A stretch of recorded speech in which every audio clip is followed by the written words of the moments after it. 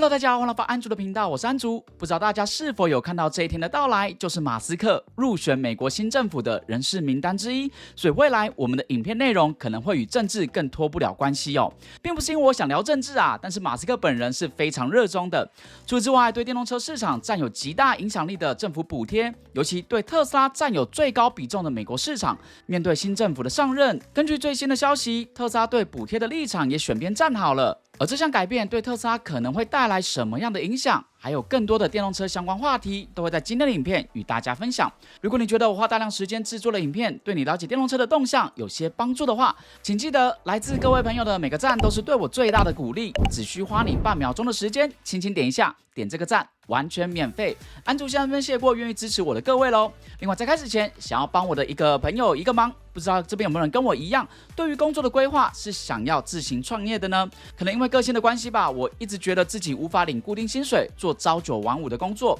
所以过去10年来都是自己创业，运气还不错，算是成功的吧。如果你也是这么想，且范围设定在台北新庄的话，我朋友在新庄中正路上有一个1楼店面，最近要开放出租，位置还不错，就在公车站牌前，而且距离捷运站只有几百公尺远而已。前2年租金还有折扣，帮助想要创业的朋友，刚好符合需求或有兴趣的话，我把相关的连结放在说明栏内，各位可以点进去看看。单纯只是想帮朋友的忙，细节就请各位自行联络咯。好了，本来以为在总统大选完之后，需要跟大家聊政治相关的话题就会变得少一点，没想到我可能猜错啦。还记得在上次影片我才问过大家，你们觉得马斯克未来是否会接受政府官员的任命，还是功成身退回去经营他的各间公司？我说我自己觉得他可能会接受类似像顾问的身份，一方面可以不必像正式的官员一样，可能需要做财产信托，避免利益冲突等问题，一方面还是可以持续对政府产生实质影响力。想不到非常快速，前几天的12号，马斯克就给出了答案。他在自己的 X 上 po 出了一个乍看下以为是在推广狗狗币的图，其实这是川普政府即将成立的一个新部门——政府效率部，刚好缩写正是 DOGE 这几个字。同时，川普的声明也任命马斯克以及另外一位美国印度裔企业家 Ramaswamy 为负责人。这个机构将独立于联邦政府之外，属于咨询小组，所以无需参议院批准就可以任职。而马斯克也可以继续在自己的私人公司工作，受到的限制相比正式上任的官员少非常多。但同时，这个部门却对整个联邦政府有着决定性的影响力，因为它主要的任务就是针对政府的官僚体系，削减多余监管以及浪费性的支出，主要目标是为了要重组联邦机构，铺平道路。这个政府效率部将对整个联邦政府进行全面性的财务和绩效审计，并且就重大改革提出建议。所以就如同我预测的一样，这个职位受到的限制势必比一般的联邦官员较少，但同时却又能对联邦政府产生巨大的影响力。因此未来我的影片要脱离政治的话题大概也就不容易了，因为川普下令这个部门完成工作的最后期限是在2026年的国庆日7月4号的那一天。而马斯克也非常迅速的是在12号晚间同步抛出了他认为这个部门效率部在未来的川普政府中将扮演什么样的角色。第一个被他提及的就是国防预算过于庞大，另外他也表示美国政府的效率必须要提升，不然联邦政府迟早会陷入破产。他认为人民的纳税钱被浪费了，而政府效率部的产生就是为了解决这个问题，并且他还说未来政府效率部所有的行动都将在网络上发布，实现最大程度的透明度，甚至他们还会有一个排行榜，上面将列出人们认定的纳税钱中最疯狂且愚蠢的支出。虽然这看起来会像是一场悲剧，但却又会有着十足的娱乐效果。看来马斯克也是铁了心想要好好的整顿政府部门。看到这边，各位观众，你们觉得呢？本来就已经身兼数职的马斯克，头衔可能又要再多加一项政府效率部负责人的重担。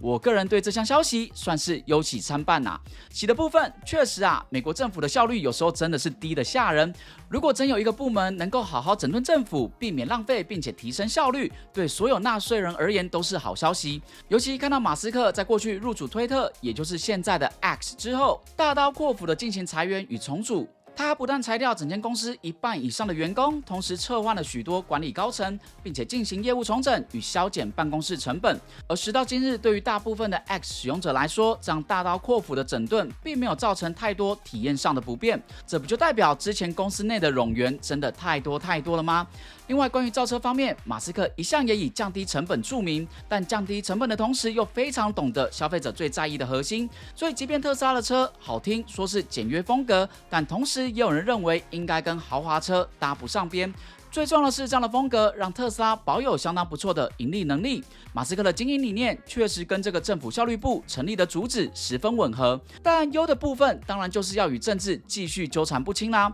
虽然我们可以说马斯克个人不代表整个特斯拉，但实际上他对特斯拉确实有着十足的影响力。我们也看到大选后的5天，特斯拉的股价在没什么重大消息的情况下飙涨了超过40%。我们可以把它归纳为政治因素的影响。虽然这几天看起来市场开始在回调了，但要记得水能载舟，亦能覆舟。如果今天特斯拉会因为政治因素而疯狂大暴涨，难保有一天也可能会因为政治因素而大跌，也不用太意外。但偏偏政治因素可以算是最难预期的，再加上川普与马斯克两个人都有着很强烈的个人色彩，或许现在看不出来，但我自己是非常好奇，未来他们在政策上观点有所冲突时，对两个人目前亲密的关系会不会有什么影响？至少在能源方面的议题，两个人的想法可以说是大相径庭。马斯克与川普的关系在未来4年是否会如现在一样的亲密，这部分也正是让我比较担忧的地方。但我自己的感觉啊，马斯克他对政治议题是非常热衷的，大家可以从他 X 的发言应该感觉得出来，所以他会接下川普的任命，不太让人意外。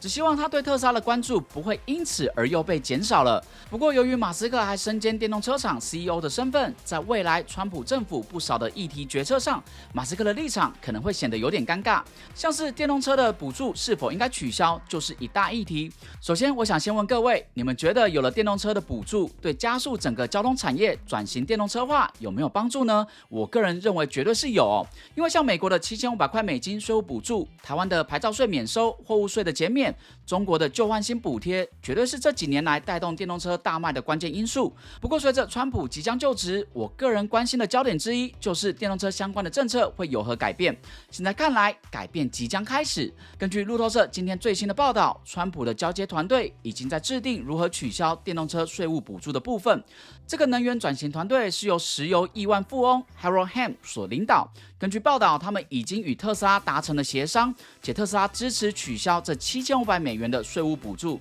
当然，最终这个补助是否会被取消，还得经过国会的批准才会定案。但我个人对于特斯拉支持补助取消，感觉这跟推广电动车的产业转型使命似乎是背道而驰的。虽然我相信特斯拉并不会因为少了补助，在美国电动车销售的龙头这个地位就会受到威胁，但可以肯定的是，美国整体的电动车销量绝对会因此而受到影响。所以站在消费者的立场，看到电动车厂反对能够多拿补贴，感觉还是十分奇怪。不过同时，这个消息搞不好对特斯拉急需提升的今年第4季度销量会有所帮助，也不一定。由于预期补贴可能会取消的心理，或许会有不少消费者会选择在今年买车，免得明年补助真的没了。毕竟$7500还是非常香的。我自己都在犹豫啊，要不然不要等新版 Model Y 了，年底前入手一台 Model 3长程或者性能版，主要是为了能够上 AI4 与大家分享特斯拉最新的 FSD 实车表现，然后保留现在的 Model Y 作为采买或者去露营使用。我想我可能这几周就得做出决定了。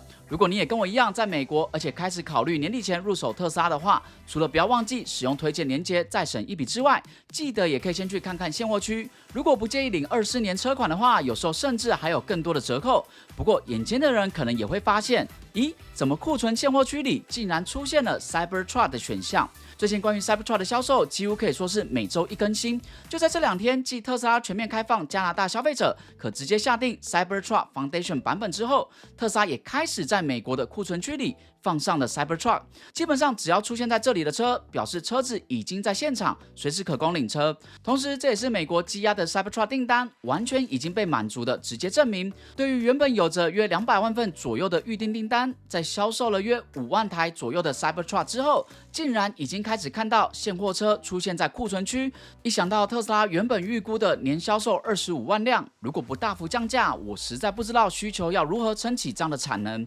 虽然未来还有更便宜的单马达版本会问世，但根据之前的预订统计，基本款的单马达版本是预订量最少的型号。但随着现在定价大幅提高，或许单马达版本会成为销售的重心也不一定。但即便是基本款定价也是要$6万，最终市场接受度如何，挑战还是不小。再加上刚刚聊到的特斯拉支持取消补助，我个人还是觉得 Cybertruck 的降价会比想象的还要来得更快。虽然说第3季度 Cybertruck 已经开始盈利，但各位也别忘了，一开始卖的全部都是有加价2万美金的 Foundation 版本，这2万美金应该能为每辆车带来相当高比重的净利。随着非 Foundation 版本开卖，接下来几季才能更显示 Cybertruck 真正的盈利能力。不过目前库存区的 Cybertruck 并不多，至少在我住的城市附近没有。各位有兴趣的朋友，不妨可以自行搜搜看。总之啊，今年第4季特斯拉有可能会迎来一个还不错的销售，但随着中国政府旧换新计划到年底即将截止，以及川普政府若真的把税务补助拔掉的话，明年不只是特斯拉，我想对整个电动车产业来说都将充满挑战。即便还算是有着满满补助的今年，在欧美市场我们已经感觉到电动车市场正在恶化之中。为了因应这样的转变，福特已经宣布要放缓电动车的产量，尤其在欧洲的部分，